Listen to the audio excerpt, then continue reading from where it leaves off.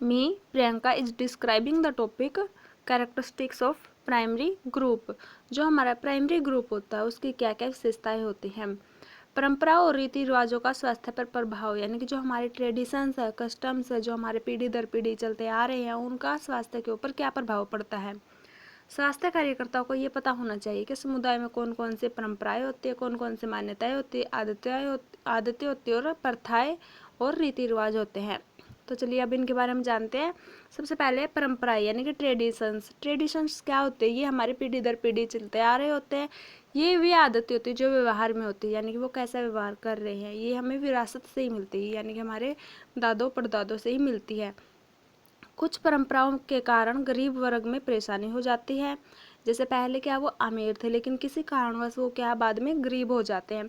जैसे किसी को विवाह करना है और विवाह के बाद क्या, विवाह में क्या उसको न्योता देना होता है, जिसके कारण जो अब क्या गरीब हो गया उसको क्या कर्जा लेकर ये परंपरा निभानी पड़ती है और वह कर्जे में डूब जाता है। जैसे क्या पहले उसके दादा परदादा जो भी थे वो क्या पहले विवाह शादियों में सबको न्योता देते थे। अब क्या उनको अपनी इज्जत को मेंटेन करने के लिए उनको क्या करना पड़ता है। अब जैसे विवाह शादी हो गया तो उनको भी क्या फिर न्योता देना होता है। अब लेकिन वो क्या गरीब हो रखा है, गरीब होने के कारण चाहे वो गरीब है चाहे वो अमीर, लेकिन फिर भी उसको क्या सबको न्योता देना होता है, जो परंपराओं से चलता आ रहा है। इसके लिए उसको चाहे कर्जा लेना पड़े, और कर्ज लेके फिर वो अगर ये परंपरा को निभाता है तो वो क्या फिर कर्जे में डूब जाता है। इस तरह से क्या उसको अपने ट्रेडिशंस यानी परंपराएं निभानी होती है। उसके बाद है रीति रिवाज। रीति रिवाज यह भी परंपरा जो होती है वो पीढ़ी दर पीढ़ी चलती आ रही होती है, इसको भी निभाना बहुत जरूरी होता है। समाज में रीति रिवाज बदलना आसान नहीं होता, उसे हर सदस्य को मानना पड़ता है। जैसे क्या होली दिवाली पे सीधा वगैरह देते हैं, बुआ के घर पे और लड़की के घर पे जाते हैं, उनको कपड़े वगैरह देते हैं। और जैसे होली दिवाली होती है उस पर भी क्या कुछ जो रीति रिवाज होते हैं वो मानने होते हैं, ये भी क्या है बदली नहीं जा सकती। उसके बाद है आदतें। आदतें बनानी जरूरी नहीं होती जितना रीति रिवाजों का पालन करना जरूरी होता है। किसी काम को बार बार करना ही आदत कहलाता है। छोटे बच्चों को हम अच्छी आदतें सिखाते हैं, लेकिन क्या है कुछ आदतों को छोड़ पाना बड़ा मुश्किल होता है। यदि किसी को तंबाकू एवं शराब की आदत हो तो उसे छोड़ पाना मुश्किल हो जाता है। यानी कि जैसे हम छोटे बच्चे होते हैं, छोटे बच्चों को जैसे सिखाएंगे वो ऐसा ही सीखेगा। वो बार बार जिस काम को करेगा उसको वो उस तरह की आदत पड़ जाती है। अब क्या अच्छी और बुरी ये डिपेंड करती है कि हम उसको कैसी आदतें सिखा रहे हैं और बच्चा जो वो कैसी आदतें ले रहा है। लेकिन अच्छी आदतों को सीख पाना मुश्किल होता है, लेकिन जो गलत आदतें होती हैं उनका जल्दी प्रभाव पड़ जाता है। जैसे तंबाकू शराब इन सब की आदतें छोड़ पाना बड़ा मुश्किल होता है उनके लिए। अतः स्वास्थ्य कार्यकर्ताओं को समुदाय की परंपरा रीति रिवाज एवं आदतों के बारे में पता होना चाहिए। उनके घरेलू उपाय क्या होते हैं, कुछ लाभदायक और कुछ हानिकारक हो सकते हैं। जो भी हमारे स्वास्थ्य कार्यकर्ता होते हैं उनको क्या है समुदाय की परंपरा रीति रिवाज और उनकी आदतों के बारे में पता होना चाहिए। अब इसके कुछ घरेलू उपयोगी इलाज हैं, इसके लिए हमें प्रोत्साहित करना चाहिए सभी को। उदाहरण के लिए जैसे तुलसी और यूकेलिप्टस। यूकेलिप्टस क्या होता है, हमारा एक तरह से नीलगिरी का पेड़ होता है। नीलगिरी यानी कि सफ़ेदे के पेड़ हमारे यहाँ पे बहुत देखने को मिलते हैं। उदाहरण के तौर पे क्या है, जो तुलसी है और सफ़ेदे की पत्तियां होती हैं उनसे क्या खांसी व सर्दी में आराम मिलता है। नीम की पत्तियों से त्वचा संबंधी बीमारी का इलाज होता है, जैसे फुंसी वगैरह होगी या फिर किसी तरह की एलर्जी है तो उसमें क्या है इलाज मिलता है हमें नीम की पत्तियों से। पपीते के बीजों से पेट के कीड़ों का इलाज होता है। अमरूद के पत्ते खाने से सांसों की बदबू दूर होती है। ये हमारे कुछ घरेलू उपयोगी इलाज थे। उसके बाद है हानिकारक आदतें। कुछ हानिकारक आदतें होती है घरेलू उपचारों में ही, जैसे रोगी का स्वास्थ्य शिक्षा द्वारा हानिकारक आदतों के बारे में बताना चाहिए। जो भी हमारा रोगी होता है, जैसे कहते हैं ना घर पे ये कर लो वो कर लो, लेकिन जो स्वास्थ्य कार्यकर्ता होता है उसको क्या है रोगी को बताना चाहिए कि ऐसे ऐसे नहीं करना चाहिए जो हानिकारक हो हमारी हेल्थ के लिए। जैसे क्या है हमारे कुछ ट्रेडिशंस में ही चलता आ रहा है कि अगर जल जाता है तो उस पर गोबर लगा देते हैं, जख्म होने पर मिट्टी लगा देते हैं, या फिर नवजात शिशु को लोहे से दाग देते हैं। इन सब से क्या इन्फेक्शन होने का ज़्यादा खतरा होता है, तो हमें ये सब करने से बचाना चाहिए। इसी तरह प्रसव के बाद माता के स्तन से निकलने वाले दूध को शिशु को नहीं दिया जाता। जैसे क्या है, अभी डिलीवरी हुई है और डिलीवरी के बाद क्या है, जो पहला दूध होता है, माँ का गाढ़ा दूध होता है, उसको बच्चे को नहीं पिलाते कुछ जगहों पे, लेकिन ये गलत है। जबकि क्या, कोलेस्ट्रॉल जो होता है, यानी कोलेस्ट्रॉल क्या होता है, माँ का पहला दूध होता है, जो कि माँ को बच्चे को पिलाना जरूरी होता है, यानी कि माँ द्वारा बच्चे को पिलाना बहुत ज़रूरी होता है। ये हमारे बच्चे के लिए यानी कि शिशुओं के लिए बहुत ज़्यादा लाभदायक होता है।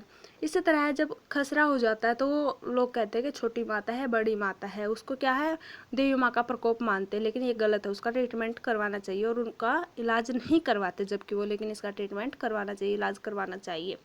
अतः ये समाज में सभी आदतें, परंपराएं स्वास्थ्य को प्रभावित करती है, और इस तरह से क्या ये हमारे स्वास्थ्य को प्रभावित करते हैं। कैसे करते हैं, जलने पे गोबर लगाएंगे तो इन्फेक्शन, जख्म होने पर मिट्टी लगाएंगे तो इन्फेक्शन, नवजात शिशु को लोहे के से दागेंगे तो बच्चे को चोट लग सकती है, उसके टिश्यू और सेल डैमेज हो जाते हैं, और उसको अगर पहला दूध नहीं पिलाएंगे तो भी क्या, वो भी हानिकारक होता है बच्चों के लिए।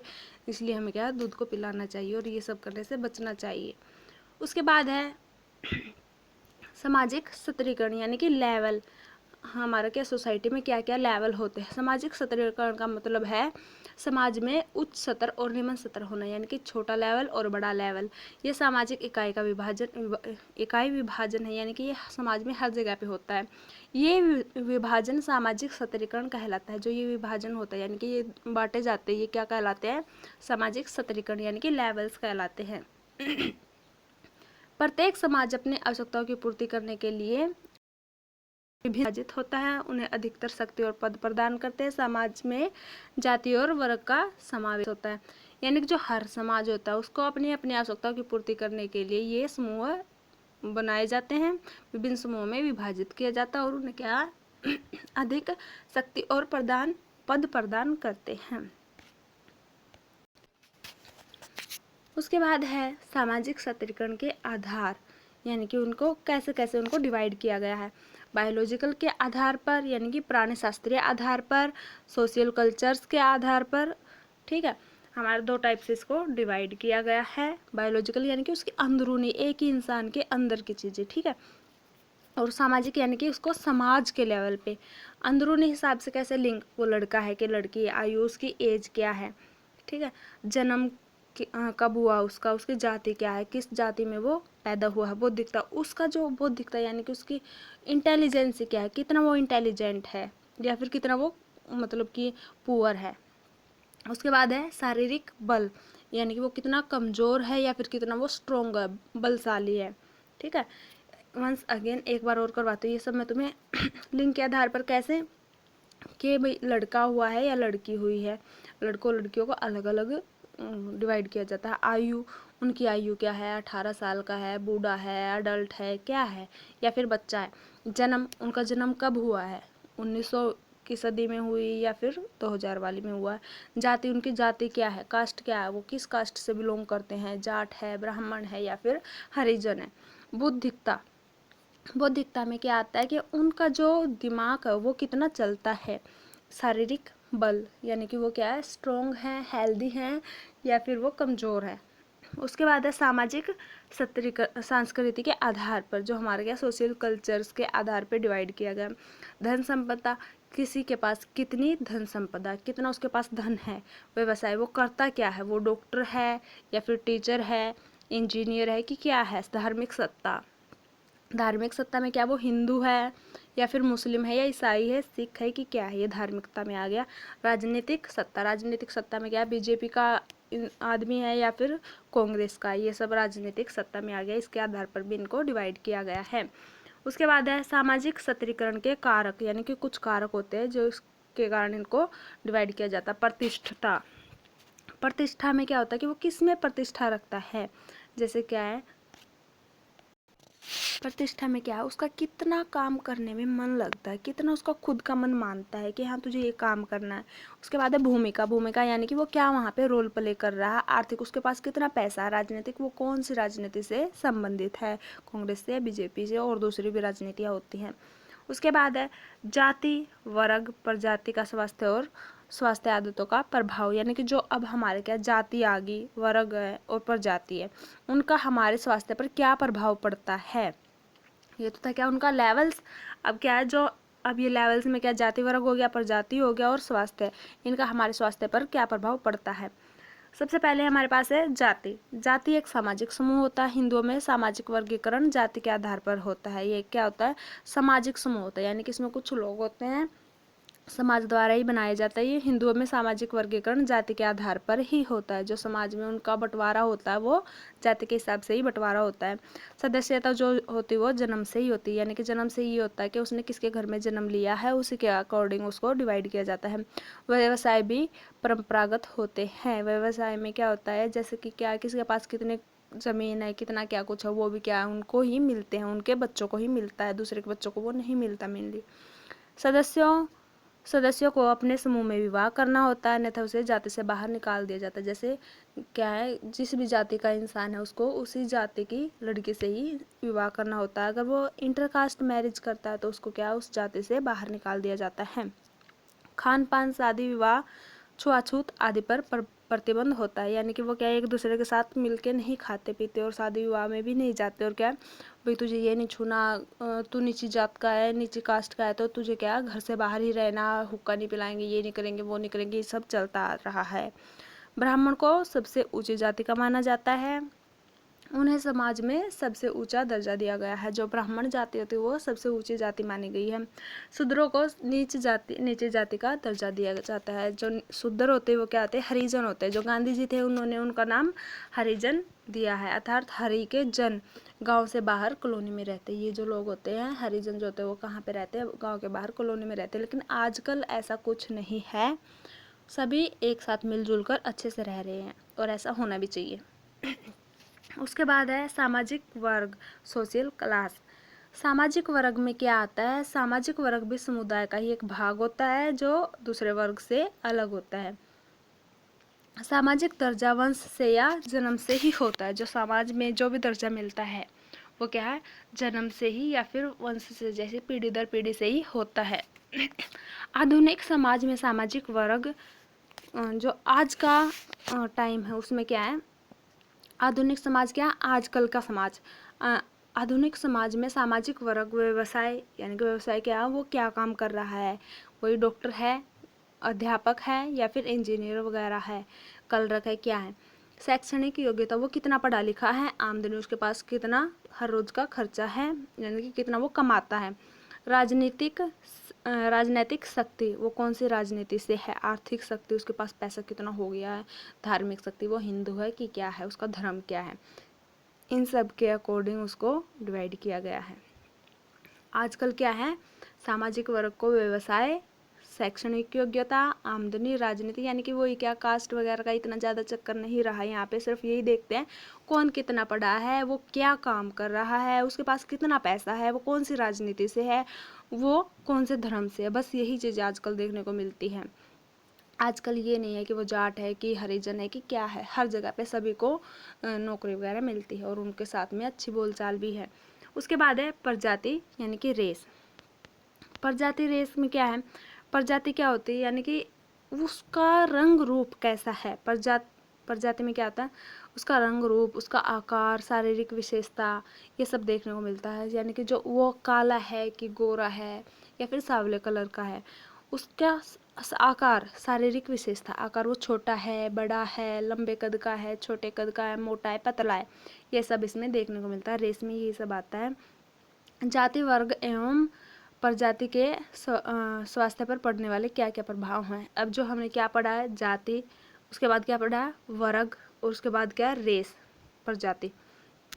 इनका हमारे स्वास्थ्य पर क्या क्या प्रभाव पड़ता है। स्वास्थ्य की कुछ आदतें होती हैं जैसे उच्च जाति और क्या है, नीची जाति। अब इनमें हम डिफरेंस करेंगे। स्वास्थ्य आदतें, हेल्थ हैबिट्स। ऊंची जाति के जो लोग होते हैं उनमें स्वास्थ्य संबंधी अच्छी आदतें होती है, क्योंकि उनके पास क्या है, शिक्षा है, जागरूक भी हैं वो, और अपने स्वास्थ्य के प्रति सचेत भी रहते हैं। उनके पास पैसा है तो अच्छी शिक्षा ले रहे हैं और जागरूकता भी होएगी उनको, क्योंकि वो क्या है, उनके पास हर चीज़ अवेलेबल है, और क्या वो अपने स्वास्थ्य पर सतर्क रहते हैं। ये स्वास्थ्य के आधुनिक साधनों का भी प्रयोग करते हैं, जैसे क्या वो टीवी देखते हैं, मैगजीन पढ़ते हैं और पत्र पत्रिकाओं द्वारा भी स्वास्थ्य की जानकारी लेते रहते हैं कि तुम्हें ये खाना पीना चाहिए, ये नहीं खाना पीना चाहिए, और उसको अपने क्या है डेली लाइफ में अपनाते भी है।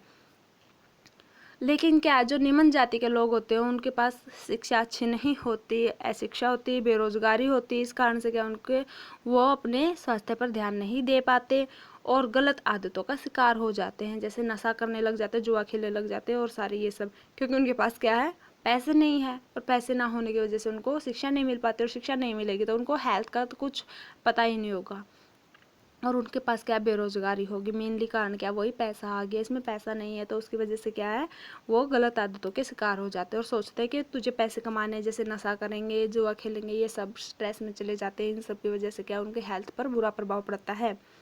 उसके बाद है उच्च जाति के लोग स्वास्थ्य सेवाओं को अपनाते हैं। एक तो ये डिफरेंस हो गया। उसके बाद क्या है, दूसरा डिफरेंस है, जो ऊंची जाति के लोग होते हैं वो क्या है, स्वास्थ्य सेवाओं को अपनाते हैं और उन पर अमल भी करते हैं। मैंने पहले भी बताया तुम्हें, इसीलिए इनका स्वास्थ्य स्तर उत्तम होता है, यानी कि जो इनका जो स्वास्थ्य होता है वो हेल्दी क्यों होता है, क्योंकि ये क्या है, पढ़े लिखे होते हैं, एजुकेटेड होते हैं, और क्या जो स्वास्थ्य सेवाएं होती हैं उनको अपनाते भी हैं और उन पे अमल भी करते हैं। अगर कभी कभी थोड़े बहुत बीमार भी हो जाते हैं तो तभी क्या है, डॉक्टर के पास चले जाते हैं और अपना इलाज करवाते हैं। लेकिन जो हमारे निम्न जाति के लोग होते हैं उनको प्राथमिक स्वास्थ्य नहीं मिल पाता, यानी कि जो बचपन से ही उनको स्वास्थ्य अच्छे से नहीं मिल पाता। प्राथमिक स्वास्थ्य क्या होता है, यानी कि बचपन से उनको स्वास्थ्य नहीं मिल पाता, बचपन से वो खान पान उनका अच्छा नहीं होता, तो इस वजह से क्या उन्हें विशेषज्ञ सेवाएं भी नहीं मिल पाती, क्योंकि उनके पास पैसे नहीं है। इसलिए क्या वो विशेषज्ञ सेवाएं क्या होती है, डॉक्टरों की सेवाएं, उनके पास पैसा नहीं है तो वो डॉक्टर के पास नहीं जाएंगे। इस तरह से क्या उनको डॉक्टर की भी सेवाएं नहीं मिल पाती। सरकार, लेकिन क्या है, हमारी सरकार ने क्या किया है, इनके लिए बीपीएल कार्ड बना दिए हैं, जिसके द्वारा ये क्या कर सकते हैं, स्वास्थ्य सेवाएं ले सकते हैं और क्या मुफ्त में दवाइयाँ ले सकते हैं। इनको मुफ्त में दवाइयाँ दी जाती है, उनके स्वास्थ्य का ध्यान रखा जाता है। जो हमारी छोटी जाति के लोग होते हैं उनमें ज़्यादातर क्या क्या बीमारियाँ होती है, भूखमरी होती है। भूखमरी यानी कि वो भूखे होते हैं, अब पैसे नहीं है तो क्या भूख लगेगी उनको, और भूख के लिए उनके पास काफ़ी अमाउंट में अनाज वगैरह नहीं होता। ये पहले होता था। कुपोषण, माल न्यूट्रिशन भी हो जाता है, यानी कि वही भूख होगी तो क्या उनको अच्छा पोषण नहीं मिलेगा तो वो कुपोषण हो जाएगा। अशिक्षा, पैसे नहीं है तो उनको शिक्षा भी नहीं मिलेगी। आर्थिक तंगी, पैसे नहीं है। बेरोजगारी, अब उनको ना ही तो कुछ काम करना आता है, ना ही उनके पास शिक्षा है, तो वो काम कहाँ करेंगे, तो उनके कारण क्या है, बेरोजगारी भी हो जाएगी और इस तरह से कई बीमारियां लग जाती हैं। लेकिन आजकल जो आधुनिक युग है उसमें क्या है, ऐसा कुछ नहीं है। जो हमारी सरकार है वो उनकी प्रॉपर हेल्प कर रही है, पूरी तरीके से हेल्प कर रही है उनकी, और उनको क्या है पैसे भी दे रही है, बीपीएल कार्ड उनको बना रखा है, उनको अनाज भी मिलता है, दाल चीनी सब कुछ मिलता है, उनको फ्री में शिक्षा भी दी जाती है और उनको बेरोजगारी की भी इतनी दिक्कतें नहीं रहती। यानी कि आज के टाइम पे जो हमारी सरकार है वो उनकी पूरी पूरी हेल्प कर रही है।